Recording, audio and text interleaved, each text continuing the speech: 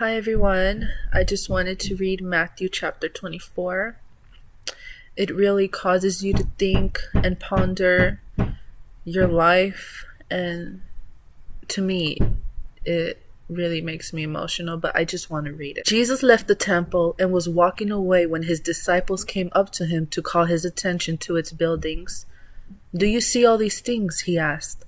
"Truly I tell you, not one stone here will be left on another. Every one will be thrown down." As Jesus was sitting on the Mount of Olives, the disciples came to him privately. "Tell us," they said, "when will this happen, and what will be the sign of your coming and of the end of the age?" Jesus answered, "Watch out that no one deceives you, for many will come in my name claiming, 'I am the Messiah,' and will deceive many. You will hear of wars and rumors of wars, but see to it that you are not alarmed. Such things must happen, but the end is still to come.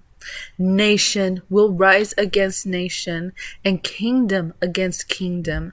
There will be famines and earthquakes in various places. All these are the beginning of birth pains. Then you will be handed over to be persecuted and put to death, and you will be hated by all nations because of me. At that time, many will turn away from the faith and will betray and hate each other. And many false prophets will appear and deceive many people. Because of the increase of wickedness, the love of most will grow cold. But the one who stands firm to the end will be saved. And this gospel of the kingdom will be preached in the whole world as a testimony to all nations. And then the end will come. So when you see standing in the holy place the abomination that causes desolation, spoken of through the prophet Daniel, let the reader understand. Then let those who are in Judea flee to the mountains. Let no one on the housetop go down to take anything out of the house. Let no one in the field go back to get their cloak. How dreadful it will be in those days for pregnant women and nursing mothers. Pray that your flight will not take place in winter or on the Sabbath, for then there will be great distress, unequaled from the beginning of the world until now, and never to be equaled again. If those days had been cut short, no one would survive, but for the sake of the elect, those days will be shortened. At that time, if anyone says to you, 'Look, here's the Messiah,' or 'There he is,' do not believe it. For false messiahs and false prophets will appear and perform great signs and wonders to deceive, and if possible, even the elect. See, I have told you ahead of time. So if anyone tells you, 'There he is, out in the wilderness,' do not go out. Or 'Here he is, in the inner rooms,' do not believe it. For as lightning that comes from the east is visible even in the west, so will be the coming of the Son of Man.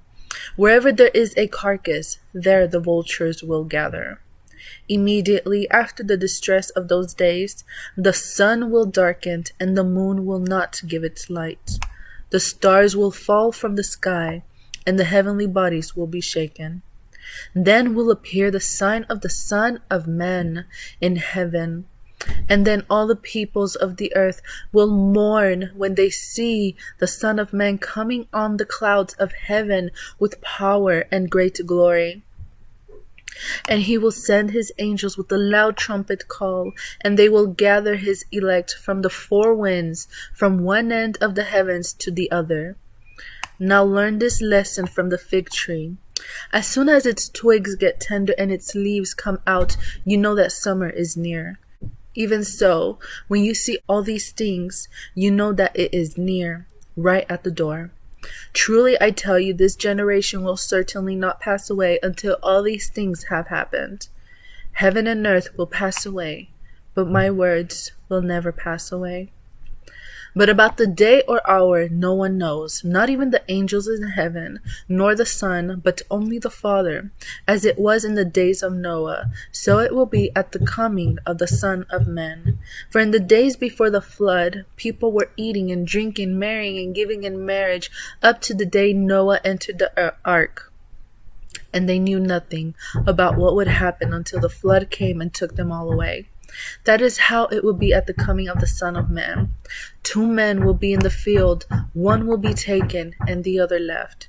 2 women will be grinding with the handmill, one will be taken and the other left.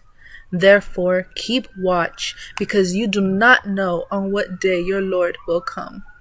But understand this: if the owner of the house had known at what time of night the thief was coming, he would have kept watch and would not have let his house be broken into. So you also must be ready, because the Son of Man will come at an hour when you do not expect him. Who then is the faithful and wise servant, whom the master has put in charge of the servants in his household to give them their food at the proper time? It will be good for that servant whose master finds him doing so when he returns. Truly I tell you, he will put him in charge of all his possessions. But suppose that servant is wicked and says to himself, "My master is staying away a long time," and he then begins to beat his fellow servants and to eat and drink with drunkards. The master of that servant will come on a day when he does not expect him, and at an hour he is not aware of. He will cut him to pieces and assign him a place with the hypocrites, where there will be weeping and gnashing of teeth.